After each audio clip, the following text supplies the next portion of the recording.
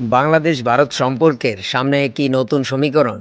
একদিকে ঢাকা চাইছে সম্পর্কের জোট খুলতে, অন্যদিকে দিল্লি দিচ্ছে এমন এক বার্তা যার প্রতিটি শব্দ এখন নতুন করে বিশ্লেষণ করা হচ্ছে। প্রশ্ন উঠছে, বাংলাদেশ ও ভারতের সম্পর্ক কি এবার আগের পরিচিত কাঠামোর বাইরে গিয়ে পারস্পরিক স্বার্থের নতুন হিসেবের মধ্য দিয়ে এগোবে? ভারতের পররাষ্ট্রমন্ত্রী জয়শঙ্কর সাম্প্রতিক বক্তব্যে উঠে এসেছে ঠিক এমনই একটি ইঙ্গিত। দিল্লিতে আয়োজিত ইকোনমিক টাইমস ওয়ার্ল্ড লিডার সহ ফোরামে বাংলাদেশ সহ আঞ্চলিক বিভিন্ন ইস্যু নিয়ে কথা বলেন ভারতের এই শীর্ষ কূটনৈতিক। সেখানে তাকে বাংলাদেশের পক্ষ থেকে শেখ হাসিনাকে ফেরত চাওয়ার বিষয়েও প্রশ্ন করা হয়।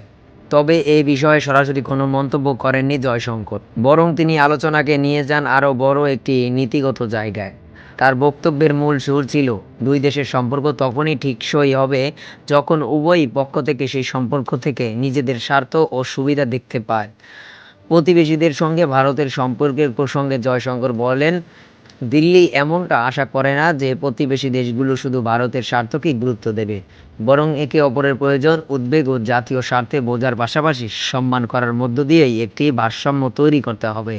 অর্থাৎ সম্পর্ক যদি একতরফার প্রত্যাশার উপর দাঁড়িয়ে থাকে তাহলে সেটি দীর্ঘমেয়াদে কার্যকর রাখা কঠিন, এমন একটি বার্তা যেন তার বক্তব্যে ফুটে উঠেছে। জয়শঙ্করের মতে, যখন দুই দেশের মধ্যে কোনো সমঝোতার জায়গা তৈরি হয় এবং উভয় পক্ষ একটি গ্রহণযোগ্য ঐক্যমতে পৌঁছাতে পারে, তখনই দ্বিপাক্ষিক সম্পর্ক আরও স্থিতিশীলতাভাবে সামনে এগিয়ে যায়। আর এখানেই বাংলাদেশের সঙ্গে ভারতের বর্তমান সম্পর্ক নিয়ে নতুন প্রশ্ন তৈরি হচ্ছে।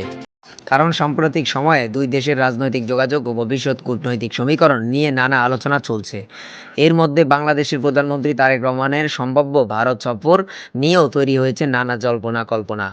সফরটি শেষ পর্যন্ত হবে কি না, হলে তার সময়সূচি কী হবে, এসব নিয়ে এখনও চূড়ান্ত কোনো নিশ্চয়তা নেই।